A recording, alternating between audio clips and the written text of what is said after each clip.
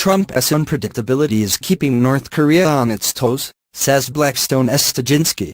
The incalculable nature of President Donald Trump's foreign policy may be causing angst across the Western world, but it's also an effective tool against the threat from North Korea, John Studzienski, vice chairman of Blackstone, told CNBC.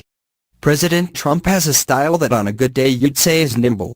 On a bad day you'd say is unpredictable, Studzienski said in a TV interview ahead of the World Economic Forum in Davos in January. With the U.S. president being unpredictable and by keeping his cards close to his chest he's put certain leaders very much on their toes, Studzienski said, mentioning North Korea specifically.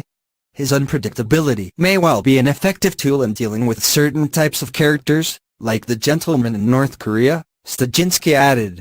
Trump's mandate has so far been marked by several changes in approach compared to his predecessors, mainly regarding foreign policy. Recently, he recognized Jerusalem as the capital of Israel, defying the position of the vast majority of global leaders on the matter. British Prime Minister Theresa May said Trump's decision would not help to put an end to the Israeli-Palestinian conflict. France and Germany also condemned the decision. There's one thing that world leaders don't like, particularly in the world we have right now with a lot of strong dictators around the world. They do not like the unpredictability of Washington, Studzienski noted.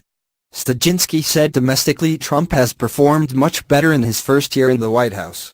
The stock market has continued to be robust. His laissez-faire attitude with respect to regulation has been seen as a very positive indicator and the markets have responded well to that, he said. On the other hand, he inherited something that really began with the Barack Obama presidencies, which is a really global shift in the hegemony of America as a sort of center of the world order, he added. A key moment in this shift was the opening speech at